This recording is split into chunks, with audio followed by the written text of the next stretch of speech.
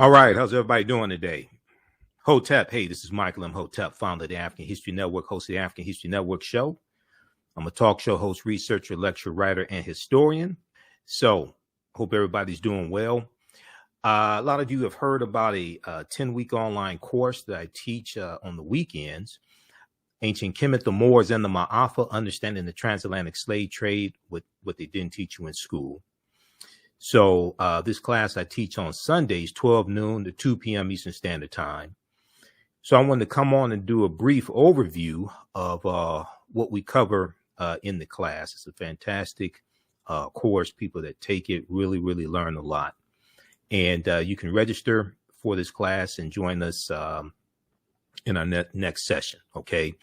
We do the sessions live. All the sessions are archived and recorded. You can go back and watch it anytime. And I'm going to post the information here so you can register for the class as well. So we look at history chronologically, and we deal with thousands of years of history and what leads up to the transatlantic slave trade taking place. Okay, number one. And we cannot start our history in slavery. We cannot start our history in slavery. We have to deal with thousands of years of history and what leads up to the transatlantic slave trade taking place. So I do a PowerPoint presentation. We have book references, articles, video clips, everything. All right. And you can also listen to my radio show and watch my Facebook Live broadcast and YouTube. I'm on Monday through Friday, 11 p.m. to midnight Eastern Standard Time, and Sundays, 9 p.m. to 11 p.m. Eastern Standard Time. The African History Network show on 9:10 a.m. the Superstation, WFDF here in Detroit. Follow me on my Facebook fan page, The African History Network, and my YouTube channel, Michael Imhotep, IMHOTEP, because we broadcast there as well. So here's some of the things that we deal with in the online course, okay? And we deal with archaeological discoveries, ancient African history as well. And we look at what leads up to the transatlantic slave trade taking place. So we look at what was the transatlantic slave trade? What were some of the events that led up to the transatlantic slave trade starting? What role did Christopher Columbus play in the transatlantic slave trade and the spread of it? Because Columbus is crucial and central to laying the foundation for slavery, racism, capitalism, and the exploitation of indigenous people. Even though the transatlantic slave trade basically starts about 1441, before Columbus set sail on his first of four voyages that he set sail on August 3rd, 1492. But the transatlantic slave trade really spreads with Columbus conquering various islands and territories on behalf of the Spanish crown. Okay. Haiti, Hispaniola, and we know the western third of the island of Hispaniola is where Haiti is. Panama, Honduras, the Bahamas is where he lands August 3rd, 1492. He calls it San Salvador. So we deal with Columbus, and we look at things like the Asiento de Negros, which really helped the transatlantic slave trade to spread. We look at when did Africans first come to the U.S. as slaves? Did Africans sell themselves in the slavery? We deal with that complicated history. Were African people in the Americas before the slave trade? Yes, we were. And this was our land stolen from us. If we look at some of the work from one of my friends, Dr. David Imhotep, who wrote the book, The First Americans Were Africans, Documented Evidence, we can see that. And this is, I've interviewed him probably about 13 times now. And this is something that we deal with in the class. Also, we look at archaeological discoveries that are causing scientists and paleontologists and archaeologists to rethink everything. And also, we look at the African presence in the Americas going back tens of thousands of years. And on page, his book came out in 2011, The First Americans Were Africans, Documented Evidence. Page 11, he deals with evidence discovered in Allendale County, South Carolina, by Dr. Albert Goodyear, who's an archaeologist at the University of South Carolina. In 2004, this discovery was made. They found 13 different types of evidence thoroughly documenting an African presence in South Carolina, the territory that today we call South Carolina, dating back at least 51,700 years ago. They found artifacts, architecture, campsites, carvings, Egyptian writings, footprints in lava, genetic M174D haploid groups dealing with DNA and genetics, linguistics, painting, skulls, skeleton structures, and tools. They found 13 different types of evidence, thoroughly documenting an African presence in this country dating back at least 51,700 years ago. Okay, so we have to look at the archaeological discoveries as well that are causing the scientists and archaeologists to push the timelines back. We look at things like, so we look at the African presence here in the Americas, going back tens of thousands of years. We look at the 800-year occupation of Europe by the Africans known as the Moors, who take the teachings from ancient Kemet, ancient Egypt, and the Nile Valley region of Africa into Europe. These teachings are going to bring Europe out of the Dark Ages, and it's going to be to our detriment. Everything we taught them, it comes back to kick us in the behind. We look at shocking archaeological discoveries that are causing experts to rethink everything. Insurance companies that took out insurance policies on slave ships and enslaved Africans on the plantations as well.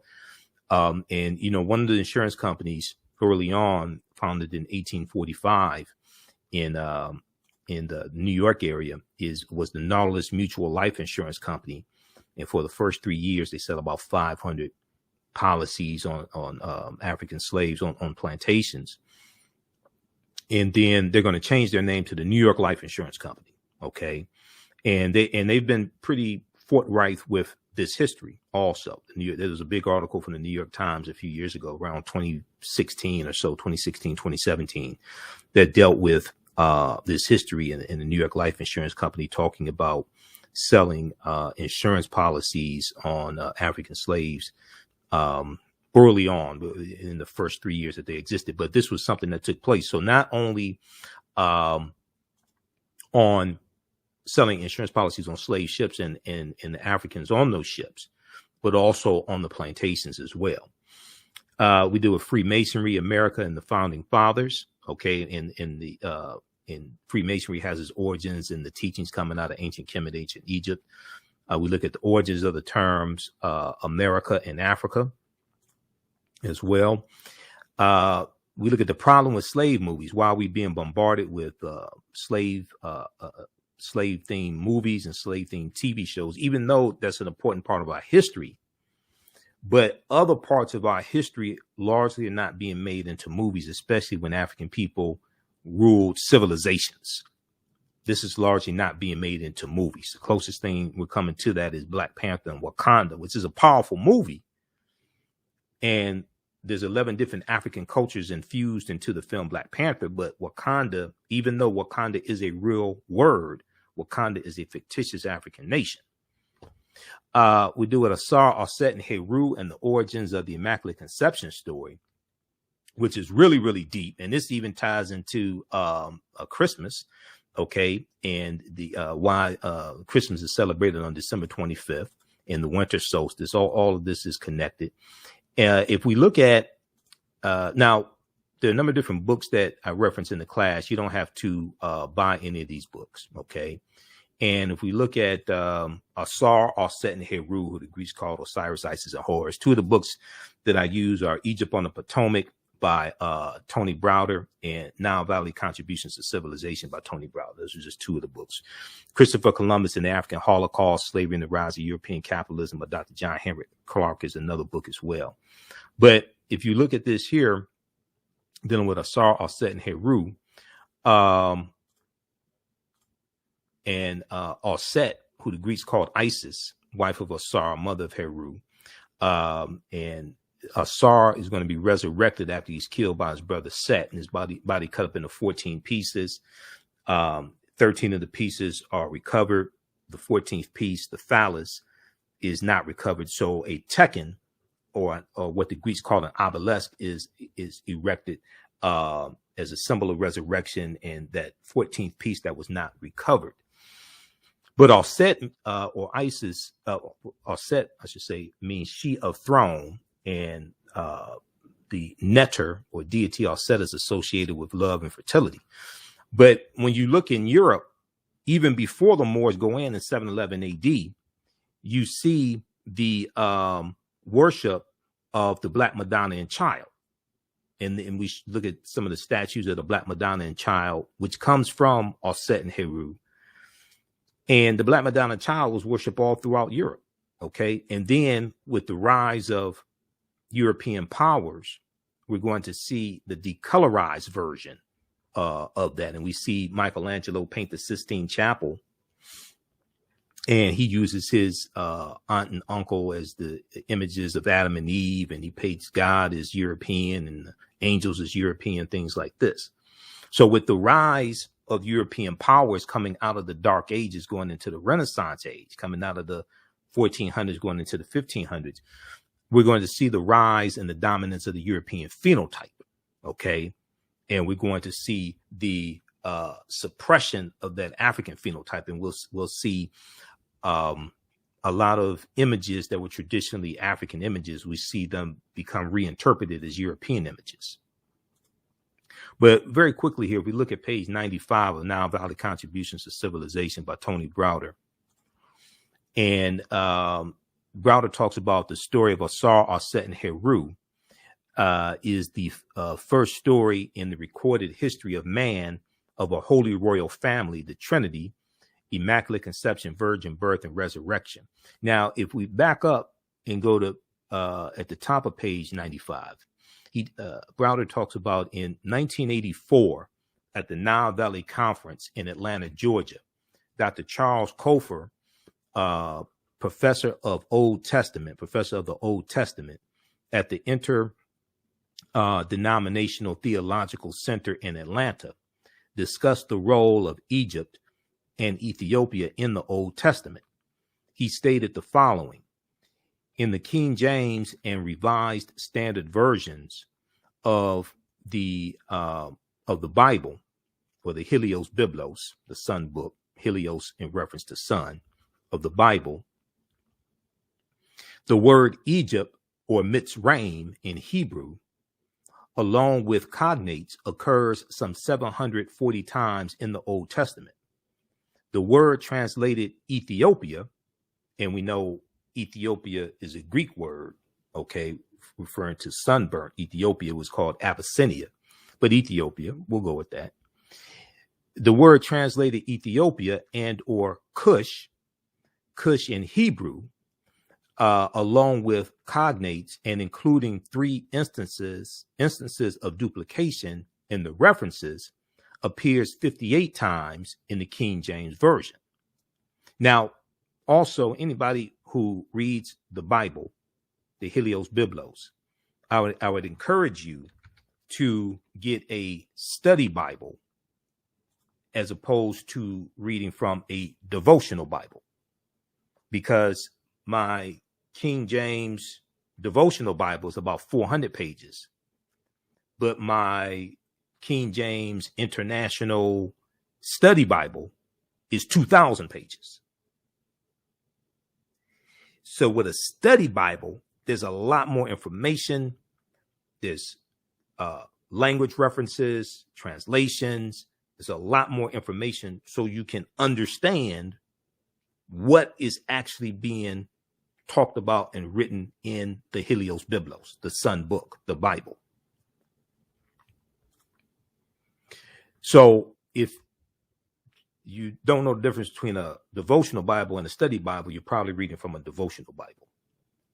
My study Bible also came with a CD-ROM as well, because I bought it like 10 years ago. Okay, now, in a lot of these stories in the Helios Biblos, the Sun book, a lot of these stories are a retelling of ancient stories from ancient Kemet, ancient Egypt, Sumer, Mesopotamia. These stories that take you right back to yourself, take you right back to ancient Africa. So the word translated Ethiopia and or Cush, along with cognates and including 3 instances of duplication in the references, appears 58 times in the King James Version.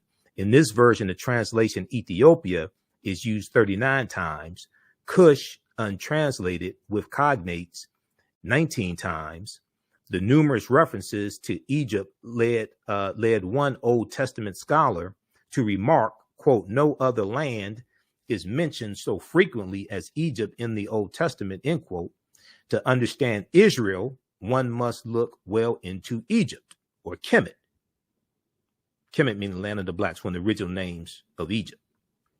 Now, the story, Browder goes on to say, the story of Ausar, Auset, and Heru is the first story in the recorded history of man of a holy royal family, the Trinity, immaculate conception, virgin birth, and resurrection. Evidence of this Trinity is known to have existed in ancient Nubia, or Ta-Nehesi, or Ta-Seti, as late as 3,300 BCE, or BC. BCE meaning before the Common Era, or BC, as late as 3,300 BCE. Carved on the walls of the Temple of Luxor, circa 1,380 BCE, before the Common Era, or BC, are scenes that depict the following. Now, this may go outside the circumference of some people's awareness. Just because you never heard it before, disagree with it, or don't like it, does not mean it's not true. It just means you have to do some research to understand what I'm talking about. So these scenes are depicted here in the Temple of Luxor, circa 1380 BCE. The Annunciation. So down at the bottom, you see the panels. So we see the Annunciation.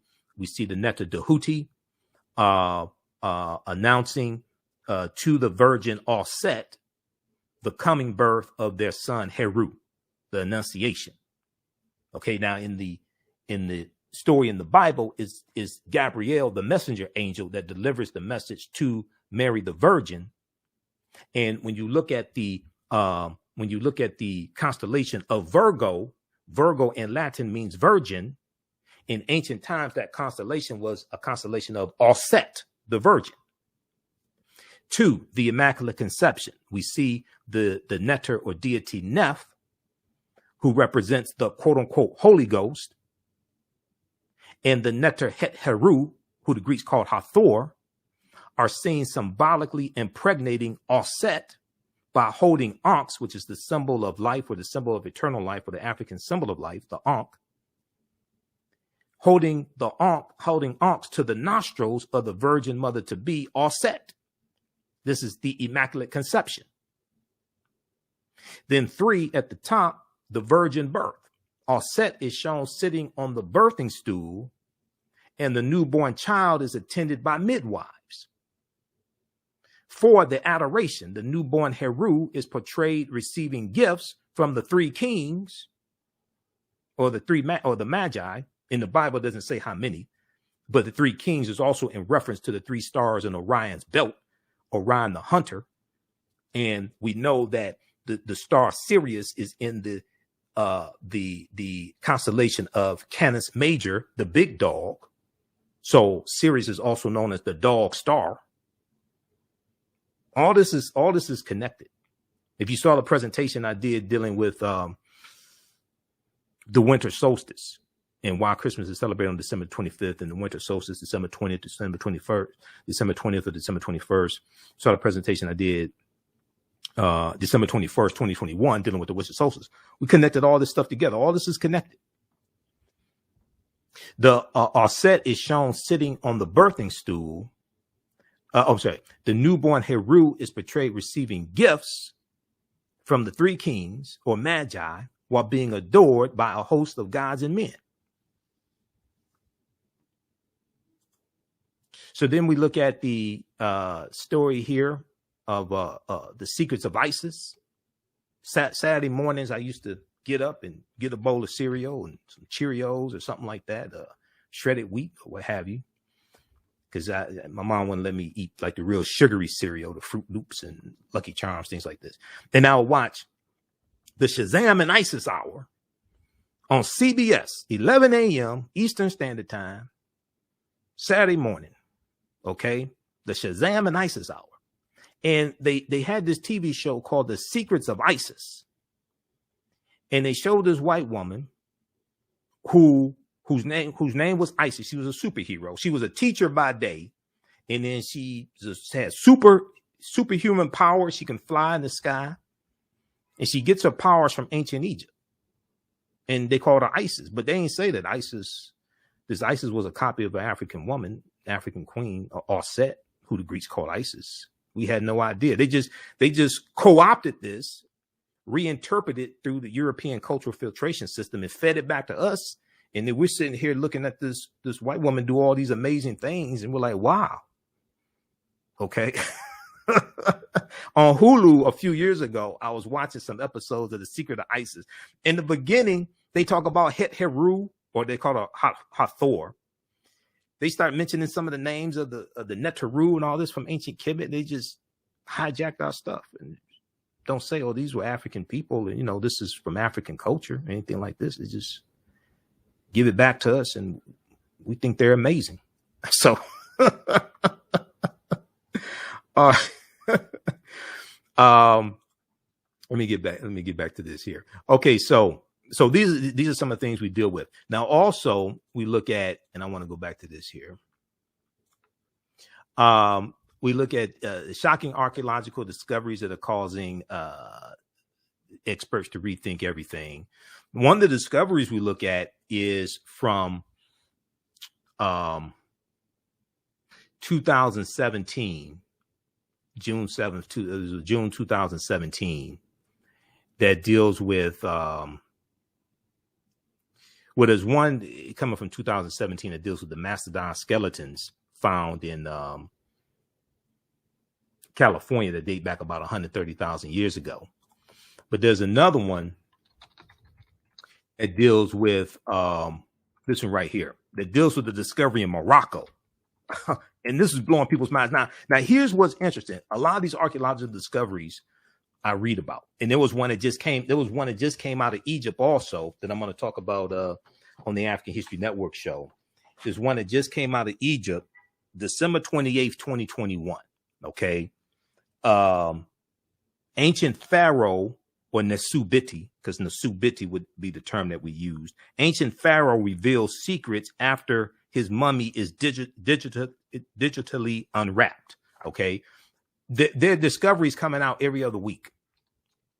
And what's really interesting when these discoveries come out is the information is not hidden, because all the news outlets pick up these stories. Now, you may only see 20 seconds or 30 seconds of it on MSNBC or CNN, but they have all the, when you go Google these topics, all these articles, they have articles, all the news outlets have it. I'm looking at Yahoo News, NBC, Washington Post, New York Times, National Geographic. They all have articles on this. But if we look at this one here quickly, and this stuff coming out of Egypt every other week, definitely. Ancient pharaoh reveals secrets after his mummy is digitally unwrapped. The technique enabled me to visualize the amulets in between the layers and to visualize the face, one researcher said. Okay. Now, this is from December 28th, 2021. And it talks about Egyptian scientists have unwrapped a 3,500-year-old royal mummy without peeling away a single layer of embalming linen. Instead, they used advanced X-ray technology and computerized tomography scanning to catch a glimpse of Nesubiti Amenhotep I, or Pharaoh Amenhotep I, mummified body and the secrets it has harbored for millennia. Now, Zahi Hawass, who's a prominent Egyptologist and one of the scientists involved in the research, said, quote, for the first time, we can know information about the mummy without disturbing the mummy. For the first time, we can know information about the mummy without disturbing the mummy. Okay, so this is just one of the recent archaeological discoveries. But there was one from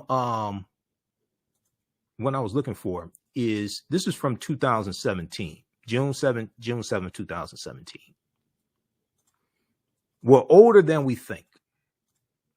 This is NBC News also, National Geographic, Washington Post, New York Times. They all have stories on this. All you have to do is just Google the topic. New find pushes human origin back 100,000 years. New find pushes human origin back 100,000 years. did paleontologists just find the greatest granddaddy of them all? So when you go through, and I read a number of different articles from different sources on this discovery. This was a discovery in Morocco, okay? North Africa. This is a discovery in Morocco. New discoveries at a rich site in Morocco show modern humans were hunting and probably cooking game animals 300,000 years ago, 100,000 years earlier than scientists have believed until now. Because all this stuff is much older than we've been told that it is. Site near Morocco's coast and the city of Marrakech has always yielded interesting human remains, but they had been dated to around 40,000 years ago. New discoveries and new dating methods show that, in fact, many of the bones belong to modern Homo sapiens, modern man, Homo sapiens, and they lived as far back as 300,000 or 350,000 years ago. Now, the earliest previous Homo sapiens bones date back 195,000 years ago, and they're from clear across the continent in modern-day Ethiopia. Taken together, the findings show modern humans were dispersed across Africa long before anyone ever thought. So, as I've said numerous times before, the deeper they dig, the blacker the planet gets, the more research they do, the older we get. The deeper they dig, the blacker the planet gets, the more research they do, the older we get. And when you go read about these archaeological discoveries, and I've read about a lot of them because we deal with them in the class. The scientists are saying we have to rethink everything. They're saying we have to push the timelines back, and they said we have to start looking in places for evidence that we didn't think to look at before. And this coincides with a lot of research from Dr. David Imhotep that deals with, the African presence in the Americas dating back tens of thousands of years ago, things like this. Okay. And then there's new evidence that came out of Brazil a few years ago. New York Times had an article about this, pushing the African presence in Brazil going back about 100,000 years ago. All right. How's everybody doing? Everybody share this broadcast on your social media platforms. If you're just tuning in, I'm Michael Imhotep, founder of the African History Network, host of the African History Network show. I'm a talk show host, researcher, lecturer, writer, and historian. And we're doing a brief overview of a 10-week online course that I teach called Ancient Kemet, the Moors, and the Maafa, Understanding the Transatlantic Slave Trade, what they didn't teach you in school. Okay. You can register for it at our website, AfricanHistoryNetwork.com, AfricanHistoryNetwork.com. Right on the homepage, we have the information. And I teach this class on Sundays, 12 noon to 2 p.m. Eastern Standard Time. Then also on Sundays, that's on Sundays. And on Saturdays, I teach from the Civil War to the Civil Rights Movement and Black Power, 1865 to 1968. We have a special bundle pack right now where you can register for both classes for only $70. They're regularly $130 each. Okay. And we'll post the link here again. I do a PowerPoint presentation. We have book references, articles, video clips, all that in the class. Even after you can watch, we do the sessions live. All the sessions are archived and recorded. You can go back and watch it anytime. So a year from now, if you want to go back and watch like January 2023, if you want to go back and watch the entire class, you can do that. You'll have full access to it. Okay. This is also something good you can use with your children. I would say the content is PG-13. Okay. It's not crazy. I don't do a lot of cursing and things like this. It's not overly graphic or anything like that. Okay. But yeah, you can use this with your children also. It's very engaging. We have a live text chat in class, so you can ask questions. You can see me in class. I can't see you. So it's not like a Zoom call for work. You don't have to worry about seeing, being seen in class or anything like that. Okay. Some other things we deal with, the link between ancient Kemet and the link to ancient Kemet or Egypt and early Christianity, Freemasonry in America, the fake Willie Lynch letter 1712, because Willie Lynch never historically existed. The Willie Lynch letter has been proven to be a fraud. Professor Manu and Pym has done a lot of research on this. I've interviewed him a number of times. Professor Manu and Pym out of California, Contra Costa College in California. And also I've done a couple of lectures on this as well. And the letter was written about 1970 by Dr. Kwabena Ashanti. So we have to study real history. There's language, there are words in the Willie Lynch letter that didn't even exist in the early 18th century. And the syntax structure of the English language coming from England was different than the language that was used, the syntax structure of the language in 1970 in the US. We also do with the African influence in the film Black Panther, because there are 11 different African cultures that we see represented in the film Black Panther also. Okay.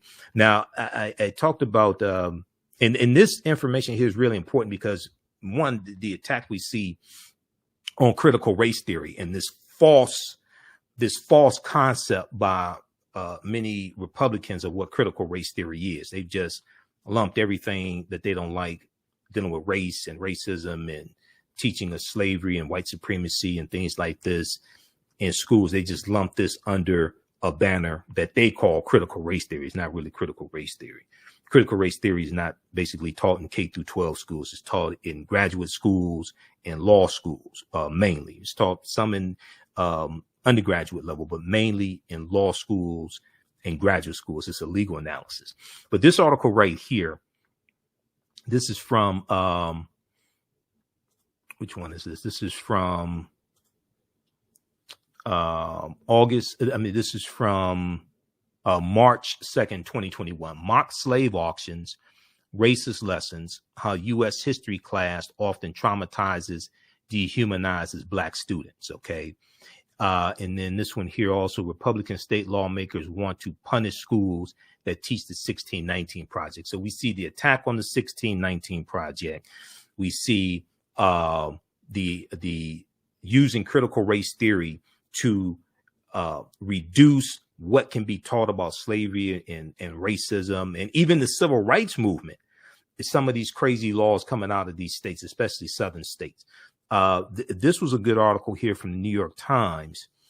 60% of Americans know little or nothing about Juneteenth. This is from June 2021. 60% of Americans know little or nothing about Juneteenth. And even what a lot of African Americans know about Juneteenth, it really needs to be corrected, because the Emancipation Proclamation did not free the African slaves. It's going to be the 13th Amendment, ratified December 6, 1865. Now, some of the other discoveries we look at, there was a good, of course, we look at African civilizations. We talk about the Khoisan, who Dr. David Imhotep deals with, and they have the oldest DNA on the planet. The Khoisan were here in this land we call the United States of America at least 51,700 years ago. That was the discovery that Dr. Albert Goodyear made. This is an article from ScienceDaily.com. And it deals with Dr. Albert Goodyear's discovery. Now, this article is from November 18th, 2004. New evidence puts man in North America 50,000 years ago. Now, you can still go read this article. ScienceDaily.com is a scientific website. They talk about scientific discoveries and archaeological discoveries, things like this. The article's still there. You can go read it. Okay. It's almost 20 years ago. Here is a summary of what the article says. Now, this is not my summary. This is the summary from ScienceDaily.com. Radiocarbon tests of carbonized plant remains, where artifacts were unearthed last May along the Savannah River in Allendale County, South Carolina, by University of South Carolina archaeologist Dr. Albert Goodyear, indicate that the sediments containing these artifacts are at least 50,000 years old, meaning that humans inhabited North America long before the last ice age. Okay. And this is Dr. Albert Goodyear. He's a white archaeologist. Now, he gets attacked by the establishment archaeologists because his research and what he discovered is being suppressed and really challenged, because this goes against the Clovis culture discovery in New Mexico, that the oldest human, oldest evidence of humans in North America is the Clovis culture, which dates back about 13,000, 14,000 years ago. Okay, this discovery here in 2004 blows Clovis culture out of the water, but also the discovery in California that shows where they discovered mastodon skeletons that date back 130,000 years ago. And they said that the skeletons, the way they're broken, had to be broken by humans, which puts humans in California 130,000 years ago. Well, the only people on Earth 130,000 years ago were African people. So, and if you look at this article here,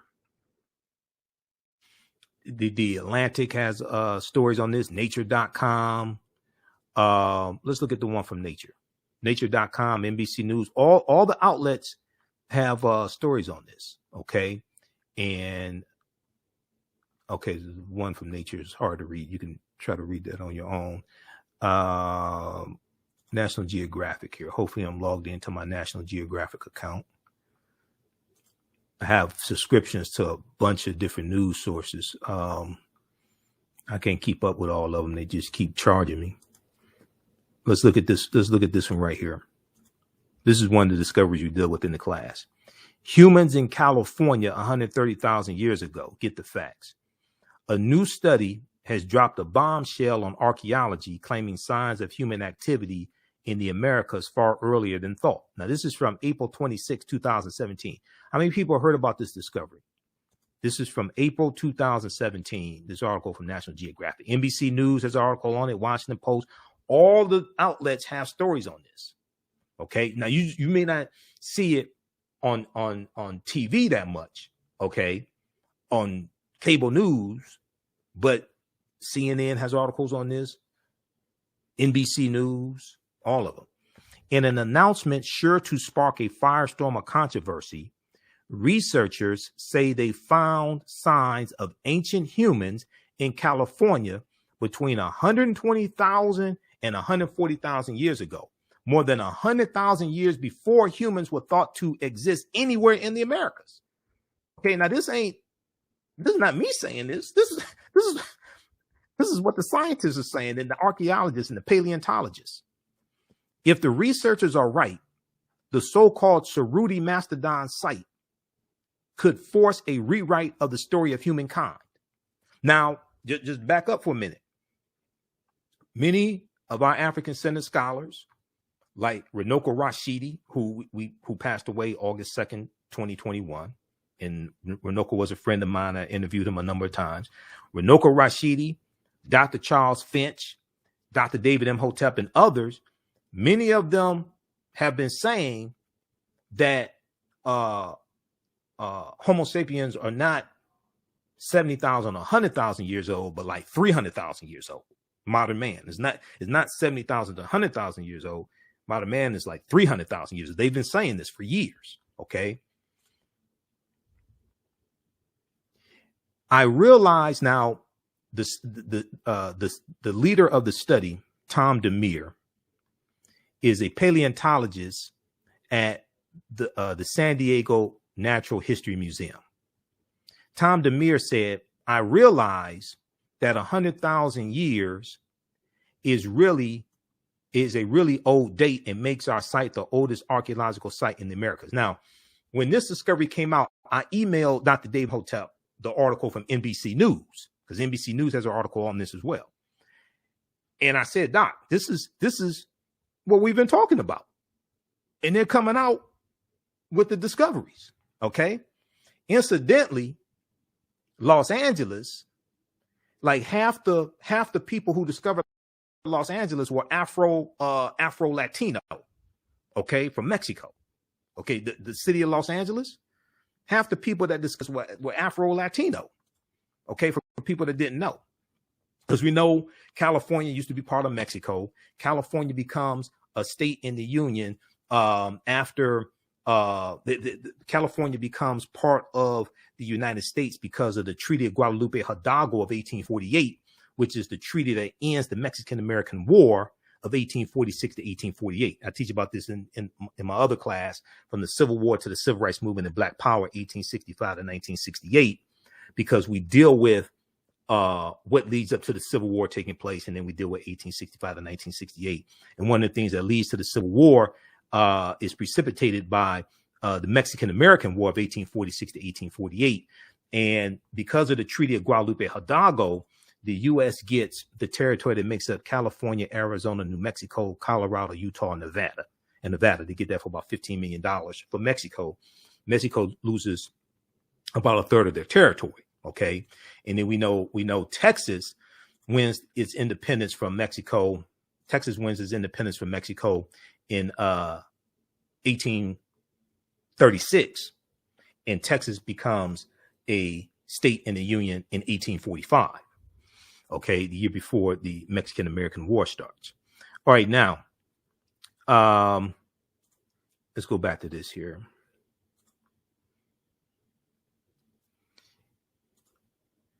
Okay. So, I want to go back to the one from National Geographic.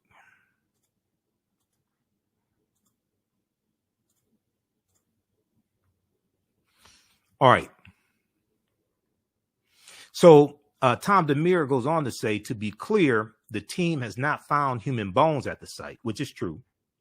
But as Tom DeMere and their colleagues tell it, their evidence, a mastodon skeleton, bone flakes, and several large stones show that the area was a bone quarry where an unknown hominin allegedly smashed fresh mastodon bones with stone hammers, perhaps to extract bone marrow, or to mine the skeleton for raw materials.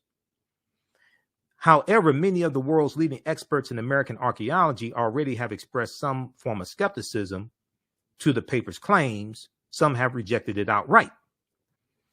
John McNabb of the University of Southampton, archaeologist at the University of Southampton, says the earliest occupation of the Americas is a highly contentious subject.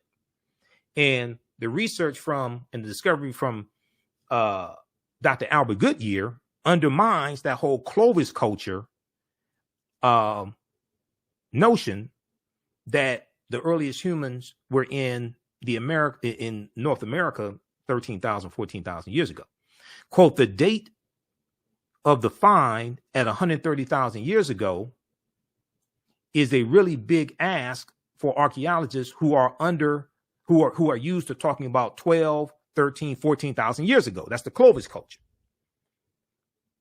It's a big time difference. Okay. And one of the things they talk about here in this discovery is that scientists, paleontologists who are experts in differentiating between they're experts in differentiating between what mastodon skeletons look like smashed by humans against smashed other ways. Okay. I didn't even know that existed, but that's what that discovery deals with. All right.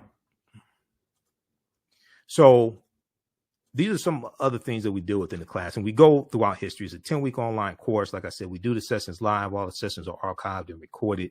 You can join us live, or you can watch them anytime. You can watch from around the world. This discovery right here was one that the New York Times wrote about in 2010 on Crete, new evidence of very ancient mariners. This article is from February 15th, 2010. Okay.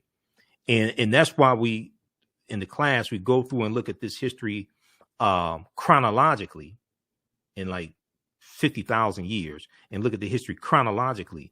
And we have to look at these archaeological discoveries, and we look at things that lead up to the transatlantic slave trade taking place, then go through and analyze the transatlantic slave trade. On Crete, new evidence of very ancient mariners. Now, this is from New York Times, February 15, 2010. You can go read the entire article. Proper documentation ends all conversation. You don't have to believe a word that I say. You can go research this yourself. Stone tools found on the Greek island of Crete over the course of 2 summers, archaeologists say, are at least 130,000 years old. There's 130,000 years again. Okay. Now, this article I found out from Dr. David Imhotep back in like 2011, and I went and researched this. Okay. There's 130,000 years again in a different discovery. This discovery here is considered strong evidence for the earliest known seafaring in the Mediterranean and calls for rethinking the maritime capabilities of pre-human cultures. These discoveries are causing the scientists to rethink everything. Now, Crete has been an island for more than 5 million years, meaning that the tool makers must have arrived by boat. So this seems to push the history of Mediterranean voyaging back more than 100,000 years, specialists in Stone Age archaeology say. Previous artifact discoveries had shown people reaching Cyprus, a few other Greek islands, and possibly Sardinia no earlier than 10,000 to 12,000 years ago. So they're saying they have to rethink all this stuff. They keep having to push the timelines back. Now, this article is 12 years ago.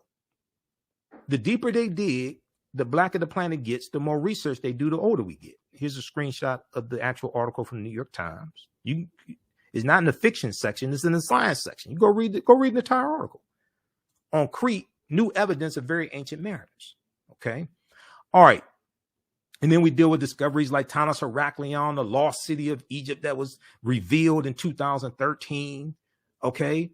And they found 150 feet beneath the surface of Egypt's Bay of Abu Qir. They found 64 ships, 16-foot tall statues, 700 anchors, countless gold coins, and smaller artifacts. Tanis Heraklion was built around 8th century BC, and it was just swallowed into the sea. These are some of the statues they found buried at the bottom of the sea from Tanis Heraklion. When we deal with, I talked a few minutes ago about the Tekken that the Greeks called an obelisk. The Washington Monument is a Tekken because we know that 50 of the 56 signers of the Declaration of Independence were Freemasons, and we know that the foundation of Freemasonry comes from the teachings from ancient Kemet, from the mystery systems in ancient Kemet. The word Mason is derived from the Latin words mass and sun. Mason means child of light and expresses the desire to pursue light, which is a metaphor for the sun, which symbolizes knowledge. The term child of light or sons and daughters of light was first used to identify students who had completed 42 years of study in the temples of ancient Kemet, ancient Egypt. Many Masonic temples were modeled after the temples of ancient Kemet, places where light or knowledge was imparted in a series of steps or degrees. Because like when you read Stolen Legacy by George G.M. James, he talks about the liberal arts, and the concept of liberal arts colleges comes from the 7 liberal arts taught in the mystery schools in ancient Kemet, the rhetoric and the logic and arithmetic, things like this.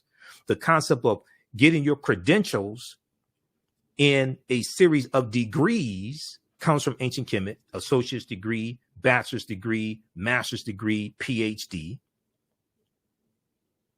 Right? So when we go back and study all this, this takes us right back to who we are. This reconnects African people to who we are, to our history and culture. Read pages 18 and 32 of Egypt on the Potomac by Tony Browder. That's one of the books we use in the class. You don't have to buy any of these books to follow along in class, but these are some of the books that we use in class. And once again, so we have the class on sale right now. So this class meets on Sundays, 12 noon to 2 p.m. Eastern Standard Time. Ancient Kemet, the Moors, and the Maafa, understanding the transatlantic slave trade, what they didn't teach you in school. And you can visit our website, AfricanHistoryNetwork.com. You can register right here for it. It's right on the homepage. And as soon as you register, you can start watching the content. You can watch the class from last week. We do the sessions live. All the sessions are archived and recorded. You can go back and watch it anytime. Even a year from now, you can go back and watch the entire class. Okay. The classes are regularly $130. We have a special bundle pack for a limited time only, so you can register for both of the online courses that I teach.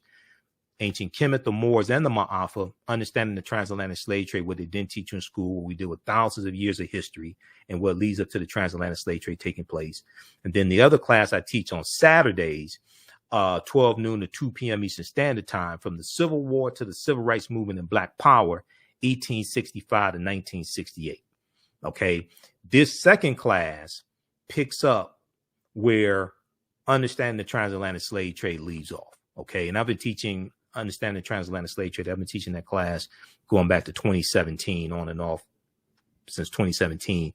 And there's so much information in that class. I didn't have the time to adequately deal with the period of time of 1865 to 1968 like I really wanted to. So I had to create the second class from the Civil War to the Civil Rights Movement and Black Power.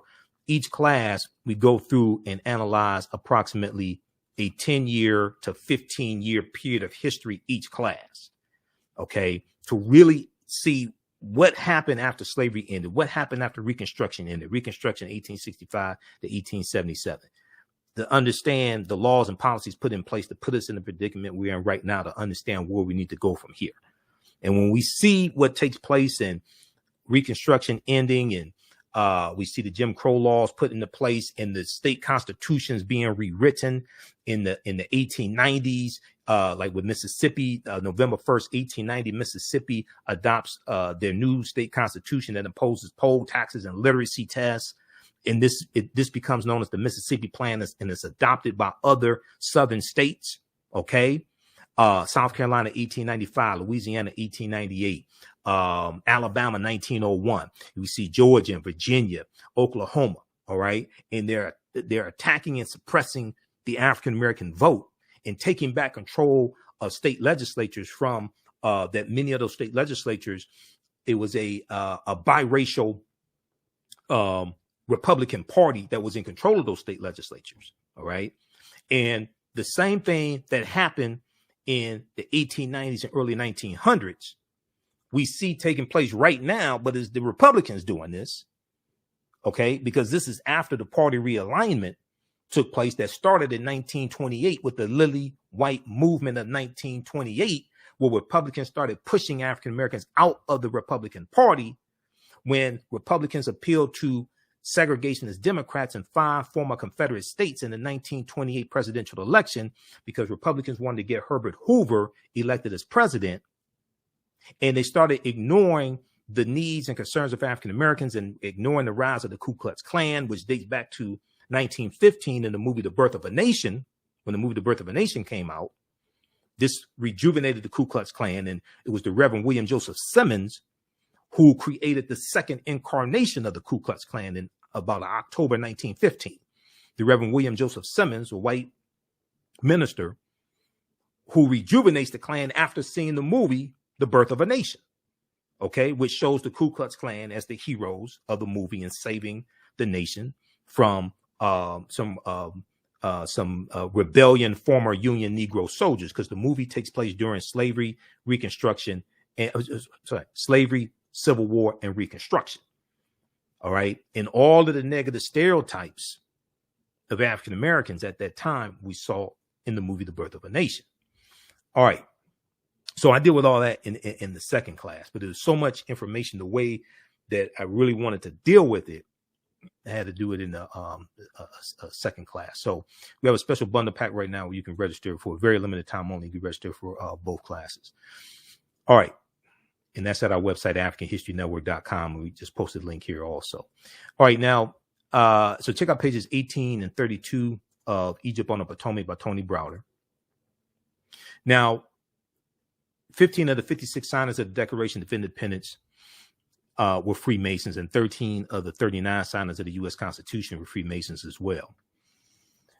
We deal with things like the Black Death, the bubonic plague, which Europe loses between, it hits in spurts from 1347 to 1400. Europe loses between 1/4 to 1/3 of the population. Okay. During that period of time, 1347 to 1400, somewhere between 25 million to 75 million during that period of time. Okay. Over the course of 5 years, Europe is going to lose somewhere between 25 to 50 million people over the course of 5 years, from about 1347 to about 1352 or so. One of the worst plagues in history arrived at Europe's shores in 1347, Common Era, 1347 AD. Nearly 700 years after the Black Death swept through Europe, it still haunts the world as the worst case scenario of an epidemic, or for an epidemic. Called the Great Mortality, as it caused its devastation, the second great pandemic of bubonic plague became known as the Black Death in the late 17th century.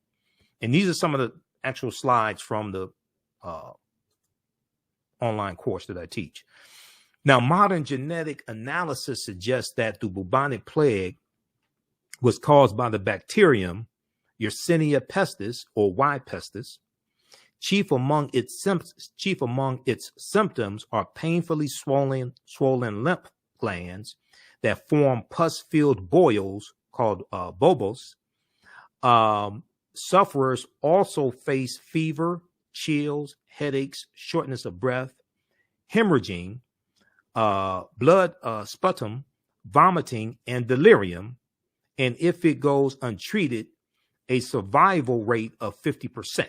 Okay, history.com, official website of the History Channel, has some really good information on the bubonic plague, the Black Death. And it could go through and wipe out an entire village in 7 days, and you would literally cough up your lungs. Okay.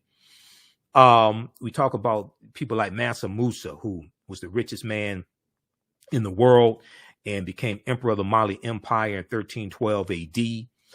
There was a good article that showed a parallel between T'Challa, a Black Panther, who was the richest man in the Marvel comic universe, okay, King of Wakanda, Black Panther, and Mansa Musa. Now, Mansa Musa becomes emperor of the Mali Empire in 1312 AD. And this was a period of time when West Africa is flourishing, but at the same time, European nations were struggling due to raging civil wars and a lack of resources. But West Africa is flourishing. All right. So this is just a brief synopsis of some of the information that we deal with in the online course. And of course, we talk about the Africans known as the Moors, because dealing with the transatlantic slave trade, like I said in the beginning, you can't start in the mid 15th century. You have to deal with hundreds of years of history leading up to it. And you have to deal with the 800-year occupation of Europe by the Africans known as the Moors. And the Moors go in 711 AD into the Iberian Peninsula, today known as Spain and Portugal, because it wasn't called Spain and Portugal back then. We know that Jebel Tariq, okay, they cross the straits and they disembark at a huge mountain that they call Jebel Tariq, or Tariq's mountain. Today is called Gibraltar, or the Rock of Gibraltar. That's named after General Tariq ibn Ziyad. Okay.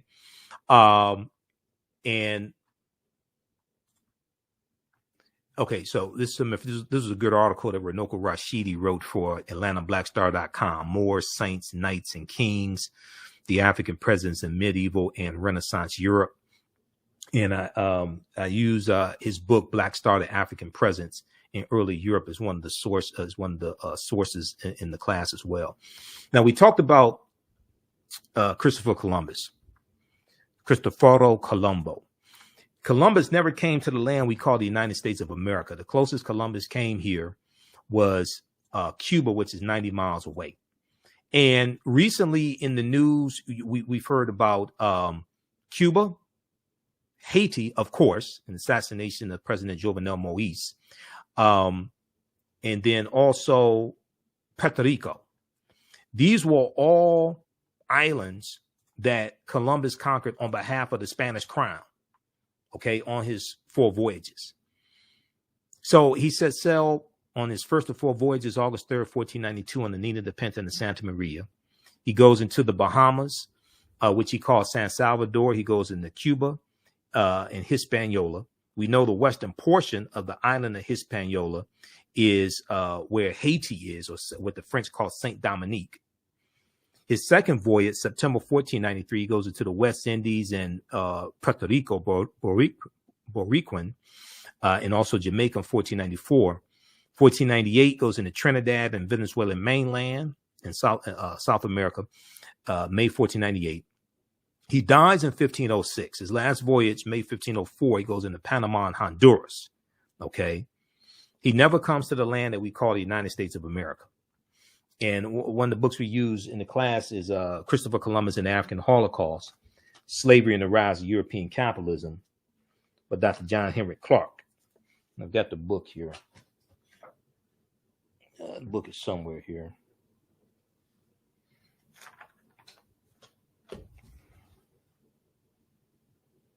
Okay. The book is in one of these stacks here. And I've got I bought another bookshelf, so I've been rearranging things in the office. Oh, here it is here. Now, this is now your copy may have a different cover, but this is an old copy of it because I got this in 1994. Okay. Christopher Columbus and the African Holocaust, Slavery and the Rise of European Capitalism by Dr. John Henrik Clarke. But Columbus and the Spanish, even though the Portuguese are the first ones involved in the transatlantic slave trade, and the Portuguese dominate for the first 200 years, but Columbus and the Spanish are crucial to the transatlantic slave trade really exploding in Columbus's 4 voyages.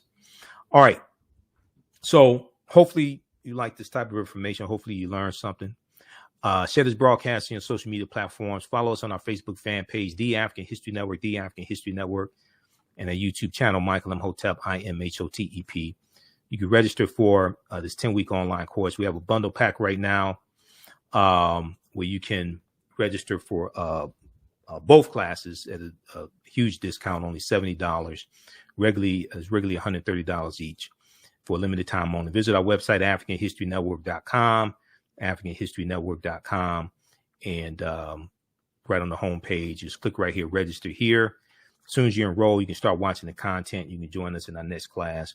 So this class meets on Sundays, 12 noon to 2 p.m. Eastern Standard Time. We do the sessions live. All the sessions are archived and recorded. You can go back and watch it anytime as well. Okay. Also, if you like this type of information, you can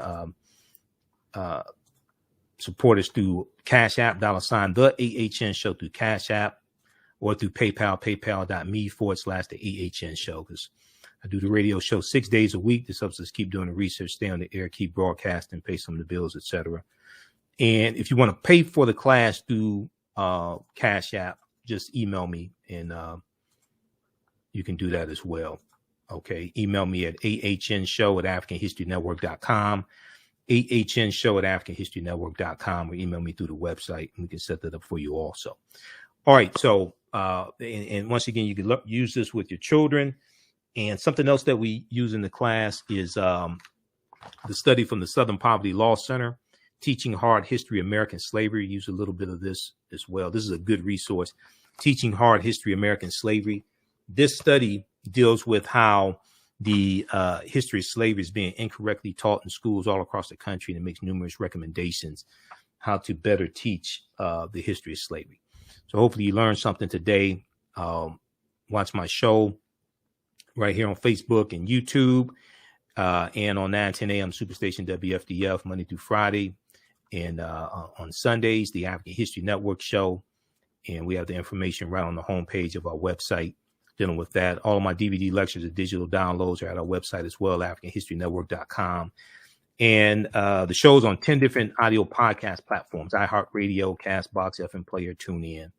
So wherever you get your audio podcast from, just search for the African History Network show, and you can listen to the audio podcast of the shows that I do live. All right, we have to get out of here. Remember, at the African History Network, we focus on educating, empowering, and inspiring people of African descent throughout the diaspora and around the world, because right now it's corrects wrong behavior.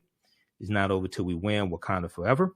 And also is today is Dr. John Henrik Clarke's birthday as well. And we know December 31st was Dr. Yosef ben Yakinan's birthday also. Okay, so two of our great grandmaster scholar warriors. Right now, it's correct wrong behavior is not over till we win. Wakanda forever.